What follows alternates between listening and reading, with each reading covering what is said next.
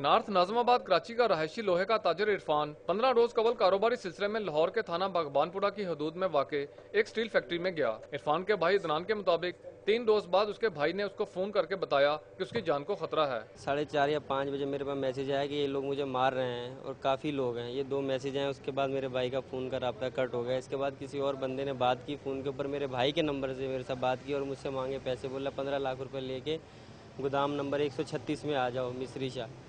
اس کے بعد رابطہ کٹ ہو گیا۔ عرفان کی والدہ کے مطابق تھانہ باغبان پورہ نے مکمل قانونی کارروائی کی یقین دہانی کرائی، لیکن بعد ازاں فیکٹری کے مالک سے مل گئی۔ اب پولیس کا کہنا ہے کہ یہ ان کے تھانے کا معاملہ نہیں۔ مجھے نہیں پتا، مجھے اپنا بیٹا چاہیے، مجھے کچھ نہیں چاہیے۔